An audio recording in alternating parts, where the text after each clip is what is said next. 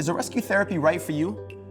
Only you and your healthcare team can decide whether a rescue therapy should be a part of your seizure treatment. And remember, this is not a one-time conversation. If a rescue therapy is not right for you today, it may be right for you later.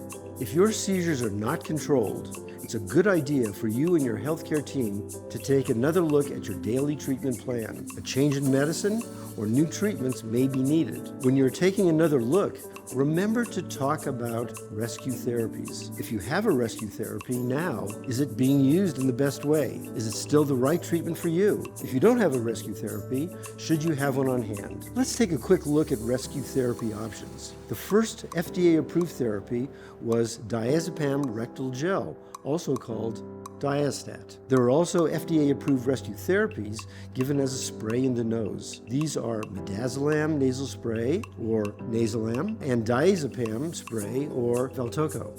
Diazepam rectal gel and diazepam nasal spray contain the same medication, but they're given in different ways. Your healthcare provider may also talk about other medicines that can be used once in a while. These have not been approved by the FDA as rescue therapy. These medicines are usually put under the tongue, on the tongue, or between the cheek and the gum to dissolve. Rescue therapies do not replace your daily medication. Do not take an extra dose of your medication and think that it will work as a rescue therapy. It won't. A rescue therapy is designed to interrupt a seizure or group of seizures and doesn't take the place of emergency care. Rescue therapies may lessen the risk or chance that you'll need to go to an emergency room, be hospitalized, get injured, or have some other serious problem from seizures. Rescue therapies are designed to be used by anyone trained to use them, not just healthcare providers, including school nurses or other kinds of nurses. That's an important difference. Your family and friends can give you a rescue therapy. Talk to your healthcare team about how rescue therapy is given and who would be able to give you a rescue therapy. One thing that people, especially people who are newly diagnosed, need to understand is that the healthcare system is not really set up in such a way where you are going to get all the answers from your doctor. And so there is a balance to be had between doing research on page 9 of Google, you're going to end up with more questions than answers. There is the flip side of that, which is you need to come to your doctor with the questions you want answers to, because they are not going to, more often than not, unless you find a true unicorn, take the time to really dig deep to make sure that you come out of those first 2 or 3 visits really armed to deal with your situation. So if your doctor has not brought up rescue therapies, ask.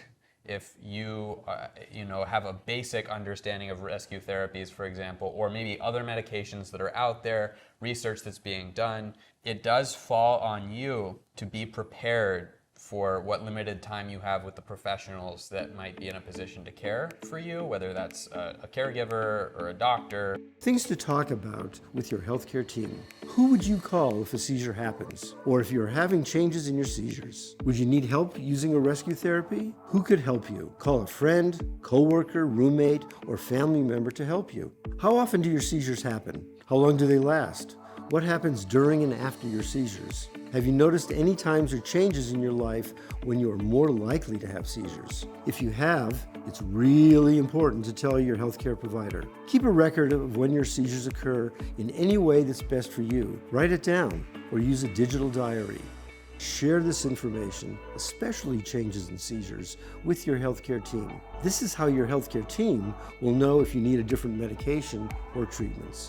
Your seizure history is important in deciding if a rescue therapy is right for you. You should consider a rescue therapy if you have used a rescue therapy in the past, you have visited an emergency room or been hospitalized for seizures, if your seizures have lasted more than 5 minutes, or if you've had safety concerns or been injured during a seizures, and of course, if you're still having seizures frequently. Talking about your seizures, your seizure action plan, and rescue therapies is a basic part of learning how to manage your seizures. Feel comfortable starting the conversation with your healthcare team.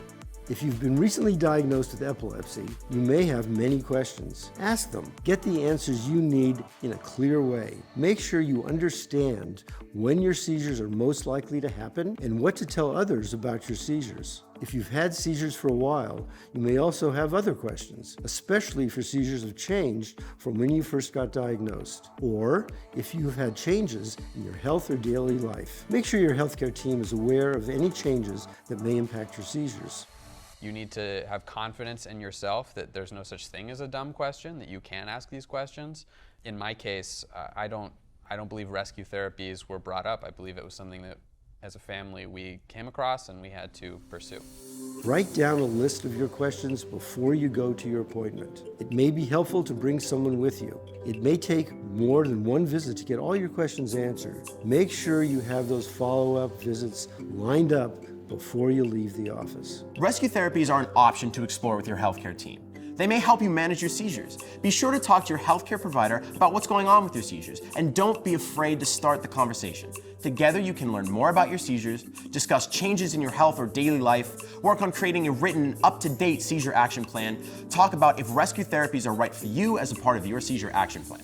I've found friends, family, colleagues to be really open to learning about rescue therapies. I was a little hesitant at first because I was nervous they would be scared about helping me with that, but they were really open to learning about rescue therapies.